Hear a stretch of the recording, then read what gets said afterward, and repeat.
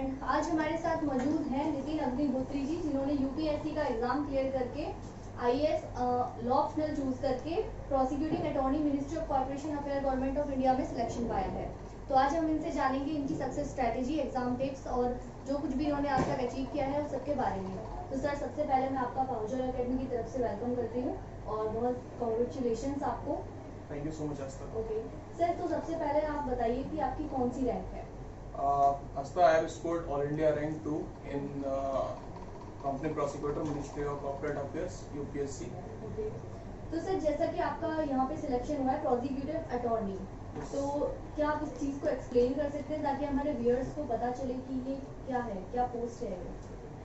Asta, this is the post. I have to represent the Union of India, the Government of India, in National Company Law Tribunals. Okay Before the Regional Director, Ministry of Corporate Affairs, जी, or Registrar of Companies for internal adjudication, on sometimes in district courts before district judges, or in high courts, or National Company Law Appellate Tribunal, or if appeal goes to Supreme Court, then I have to assist the Additional Solicitor General or Solicitor General or Attorney General, जैसे भी as government asks for, so I have to assist them in prosecuting the defaulting companies.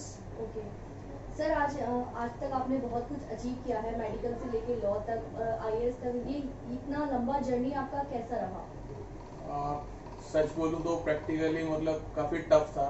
देख अभी तो if I look back तो ऐसा लगता है कि हाँ मतलब it's a dream come true. थोड़ा सा नाउ अब थोड़ा सा मैं रिलीफ फील कर रहा हूँ। अदरवाइज मैं स्टूडेंट्स को जैसे आके लोग बोल देते हैं टॉपर होते हैं कि हाँ ऐसे ही हो जाता है, तो मतलब इतना भी ज़्यादा टायरिंग ऐसा नहीं बोलूँगा कि बिल्कुल इम्पॉसिबल, बट हाँ एफर्ट्स तो करने पड़ेंगे अच्छे खासे। जैसे कि मेरे फादर बीएसएफ में है, बॉर्डर सिक्योरिटी फोर्स में, तो सिंस चाइल्डहुड काफ़ी टफ टेरेंस में उन्होंने सर्व किया, लाइक जैसलमेर पाकिस्तान बॉर्डर, फिर बांग्लादेश, JNK, और इनका बेस कैंप है टेकनपुर ग्वालियर। उस एरिया में बस वो एक ही एरिया अच्छा था जहाँ थोड़ा हमें सेंट्रल इंडिया में रहने को मिला। अदरवाइज हम कभी बांग्लादेश बॉर्डर पे हैं, कभी उधर पाकिस्तान बॉर्डर पे हैं, चाइना इधर ये JNK में है। तो इस टाइप के मतलब पोस्टिंग ट्रांसफर होते रहे up to 8th standard. But जब मैं 8th स्टैंडर्ड में आया तब डिसाइड किया पेरेंट्स ने कि अब दिल्ली में मतलब रखना चाहिए। जब उनका बांग्लादेश बॉर्डर त्रिपुरा में ट्रांसफर था तो स्कूलिंग वगैरह वहाँ अकेडमिक्स का वो था ही नहीं। तो फिर मैंने यहाँ केंद्रीय विद्यालय जनकपुरी न्यू दिल्ली यहाँ पे एडमिशन लिया और ये वहाँ पे मैं टॉप करता था ऑलमोस्ट। तो यहाँ पे आगे मेरा रैंक अराउंड 20-15 ऐसे आने लगा। तो मैंने फिर अपने आप को थोड़ा सर्कमस्टांसेस के हिसाब से डालना शुरू किया और अप टू 9th स्टैंडर्ड फिर यहाँ पे भी टॉप 5 में मैं स्कोर करने लगा था। तो मुझे समझ आ गया था हाँ कुछ लाइफ में अच्छा कर लेंगे। तो पेरेंट्स को भी लगता था कि हमारा ये मतलब बच्चा थोड़ा सही कर लेता है।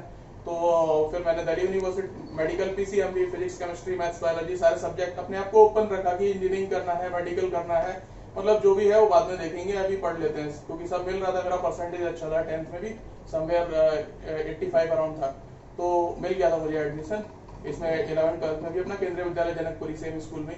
उसके बाद फिर मैंने इसका मेडिकल का पढ़ाई की, अपना microbiology department Delhi university south campus join किया। तो पेरेंट्स का था कि डॉक्टर बने, तो मैंने accept surgery now medical expert as well, तो कोई दिक्कत नहीं। एम्स में फिर थोड़ा काम किया वायरोलॉजी डिपार्टमेंट में। जो कोरोना वगैरह आ रहा है सब 2010 से ही मुझे सब कोरोना वगैरह इन सब पे रिसर्च करता था मैं। कोरोना, HIV और ये अपना जो सिफिलिस इतने बैक्टीरिया, वायरस, फंगस और एलगी और ये सब हो गए जो हेपेटाइटिस वायरस वगैरह। देन आफ्टर मुझे लगा कि मेडिकल रिसर्च इतना फंडिंग होती नहीं अपनी कंट्री में, अभी वो एटमॉस्फेयर नहीं, क्योंकि we are a developing nation, अभी हमें और चीज़ों पे काम करना है, इंफ्रास्ट्रक्चर और इन सब पे ना। तो जो जर्मनी वगैरह मेरे कुछ फ्रेंड्स चले गए थे, यूरोप, ये चेक रिपब्लिक और US वगैरह, वहाँ रिसर्च का अच्छा माहौल है। बट हमारे अभी डिफेंस में ही हमारा रिसर्च कर लें, अपनी कंट्री को प्रोटेक्ट कर लें हम, उस टाइप से तो वी आर लाइक उस टाइप से NDA गवर्नमेंट थी, सॉरी UPA गवर्नमेंट थी। तो NDA गवर्नमेंट ने तो अभी तब भी थोड़ा सा इसमें फंड वगैरह रिलीज किया है मेडिकल रिसर्च पे। अदरवाइज DRDO के अलावा हमारा रिसर्च सेक्टर इतना स्ट्रांग नहीं था। जैसे अब्दुल कलाम साहब को भी काफी स्ट्रगल करना पड़ा, वो साइकिल पे रॉकेट लेके जाते थे, धवन सर वगैरह।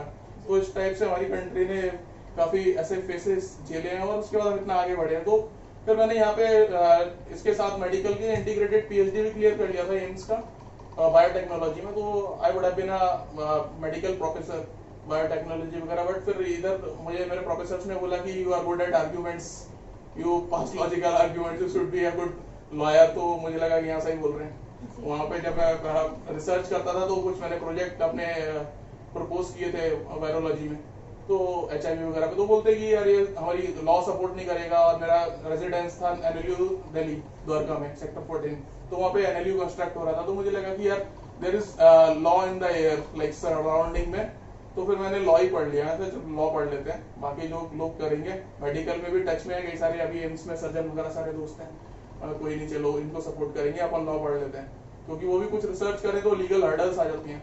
तो फिर मैंने यहाँ पे लॉ में भी अच्छे से यहाँ पे टॉप किया, ऑल इंडिया रैंक 4 स्कोर किया था LLB में, तो अच्छे से लॉ 2 साल तो बहुत सारे कोर्ट कॉम्पिटिशन और ये सब international national court competition contest किए, इधर NLU वगैरह कई सारे उनको भी हरा किया है, कुछ डेक्कन वाले साउथ के कॉलेज उनको भी अच्छे खासे मतलब क्वार्टर फाइनल सेमीफाइनल फाइनल्स अच्छे खासे जीत के आए के। तो उसके बाद लास्ट ईयर में मैं अंडरग्राउंड हो गया फाइनल ईयर में, और अच्छे से पढ़ाई करी और सुप्रीम कोर्ट का जुडिशियल रिसर्चरशिप का एग्जाम क्लियर किया with all India rank 6। I was the youngest person to get selected there, और मेरा इंटरव्यू किया था, I remember, justice honourable justice J. Chelametshwar sir along with AK Goyal sir, जो बाद में NGT के चीफ भी हैं आई थिंक, और अपने कुरियन जोसेफ सर।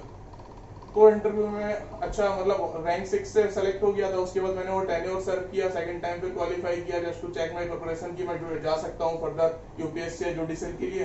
तो फिर मेरा दोबारा क्वालिफाई हो गया था 2018 में विद रैंक 15। तो मुझे लगा कि हाँ मैं प्रिपेयर्ड हूँ। फिर मैं पाउजा लॉ अकेडमी आया एक बार बीच में मिलने यहाँ फैकल्टी से, तो उन्होंने शायद शुक्ला सर थे बीच में, है ना, अपने Tiwari Shukla sir I think, हाँ, तो उन्होंने अच्छा गाइड किया, गीता मैम थी शायद, तो उन्होंने बताया, तो उन्होंने कंटेंट वगैरह सजेस्ट किया, तो मैंने अच्छे से उस पर जाके, इतना टाइम नहीं था पहले, क्या है कि पहले मेरे पास फाइनेंशियल क्राइसिस थी, फादर इतना वो कोचिंग वगैरह सपोर्ट नहीं कर सकते, जब मैं ये सब कर सकता था अपने लेवल पे तो मेरे पास टाइम नहीं था।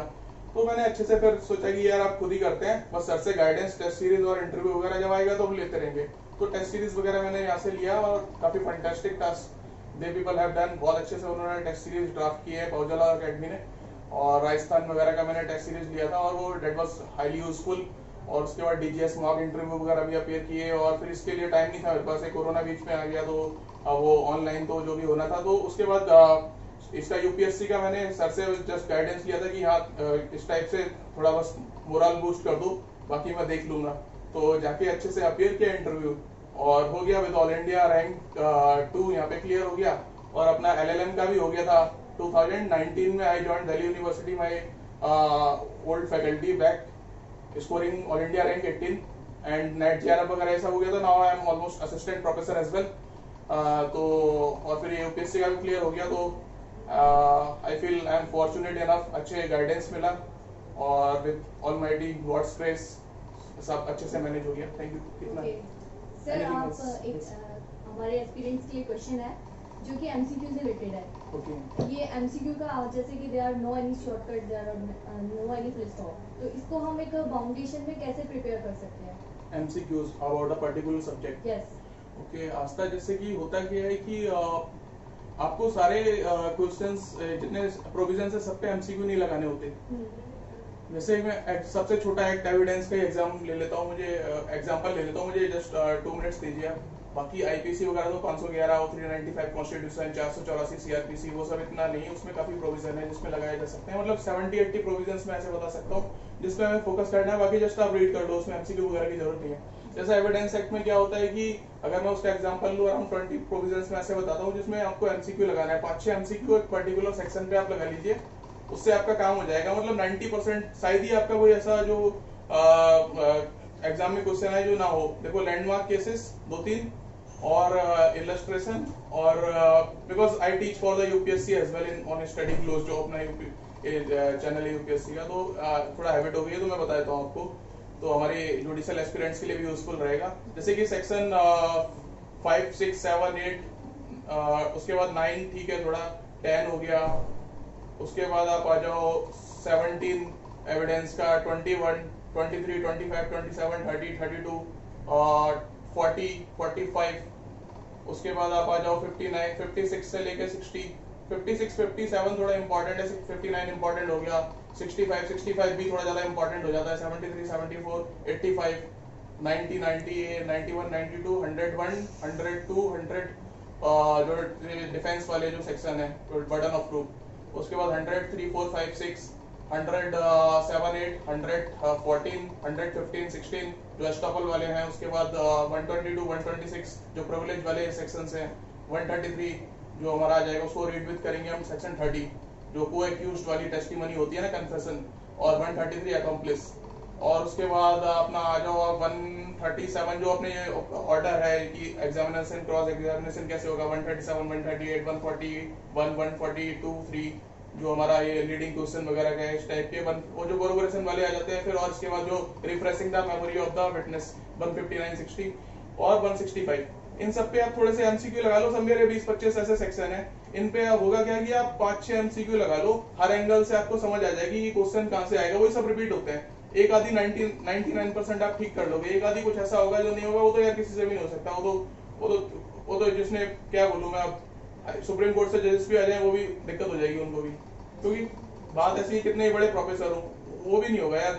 मैंने इतना सारे ऑलमोस्ट 50,000 एमसीक्यू सॉल्व किए हैं अभी तक, और मैं भी चाहूँ तो शायद ऐसा कुछ अगर नया आ जाएगा डेवलपमेंट एंड तो शायद मैं भी ना कर पाऊँ। तो मतलब इतना आप कर लो, 5-6 क्वेश्चंस एक पर्टिकुलर, आपको हर एंगल से कॉन्सेप्ट क्लियर हो जाएगा। और बाकी अपने इतने अच्छे प्रोफेसर हैं यहाँ पे, सब पढ़ाते हैं फैकल्टी मेंबर्स, और ऊपर से क्वेश्चन वगैरह इतने अच्छे से ड्राफ्ट करके रखते हैं अकेडमी में, तो that will be highly useful. आपको अच्छी गाइडेंस मिल जाएगी, इतना ही है बस।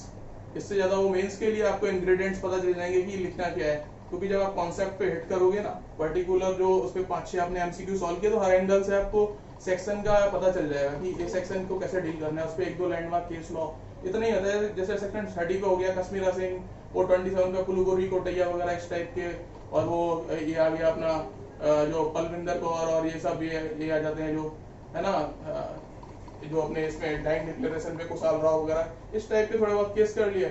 और जो अपना गौतम कुंडू वगैरह 112 है ना, वो जो लेजिटिमेसी ऑफ चाइल्ड, ये सब इस टाइप की बातें हैं बस। कोई ज्यादा दिक्कत नहीं है, आपको पता होने से कि पढ़ना क्या है। 70% आप सेग्रीगेट कर दो, वो नहीं पढ़ना होता, वो सिर्फ मतलब टाइम की बर्बादी होती है। ओके, एट लास्ट सर, आप जो हमारे जुडिशरी के एस्पिरेंट्स हैं, जो आईएएस ऑप्शनल के एस्पिरेंट्स हैं, जैसा कि अभी कोरोना का टाइम चल रहा है, तो उनको मोटिवेट करने के लिए आप क्या मैसेज देना चाहेंगे? अभी आपने अगर इतना अपना टाइम दिया है, 2 साल 3 साल आपने वेट किया है, और अगर कई बार फाइनेंशियल क्राइसिस होती है, स्टूडेंट्स के ऊपर बहुत ज्यादा इमोशनली मतलब प्रेशर होता है, पेरेंट्स का, सोसाइटी का, रिलेटिव्स, नेबर्स, ये काफी प्रेशराइज करते हैं, है ना। तो इस सब को टैकल करने के लिए देखो, मेरी तो ये बात है, अगर मेरे से नहीं होता ना, अभी मैं अगर अभी क्लियर नहीं कर पाता तो मैं छोड़ता नहीं अपना गोल। मैं 6 महीने कहीं जॉब कर लेता, प्रैक्टिस थोड़ा और कर लेता 2-4 महीने, फिर जॉब छोड़ देता, लेकिन अपना गोल नहीं छोड़ता। जी। तो आप लोगों को अगर थोड़ा सा वैसा लग रहा हो कि सारे फ्रेंड्स जॉब कर रहे हैं, लाइफ में आगे बढ़ रहे हैं, तो 2-3 महीने कर लो, प्रैक्टिस कर लो, जॉब कर लो, फिर क्विट कर देना, बट अपने गोल पे वापस आ जाओ। अगर आपको थोड़ा नेगेटिविटी दूर करनी है ना, बट अपने गोल को मत छोड़ो आप, क्योंकि आपने इतना टाइम दिया है, आपने अपने यूथ, अपने यंग एज का इतना टाइम दे दिया, तो don't quit in between. Success just आपके पास ही है, आपको बस थोड़ा सा और एफर्ट करना है। यू हैव लाइक आपने 90%, क्या पता 99% आप मूव कर चुके हो, थोड़ा सा और मूव करना है बस। जैसे वो ट्री काटता है ना, वो अपना वो एक्स लेके, तो कितना हिट कर चुका है, 1-2 हिट और करने क्या पता। Okay sir, thank you so much. And Pahuja law academy के बारे में आप क्या बोलना चाहेंगे? क्या आपके इसके लिए रिव्यू है, कितना ये हेल्पफुल है स्टूडेंट्स के तो लिए? It's a great initiative by our Ravindra sir, तो उन्होंने जबरदस्त काम किया है ना।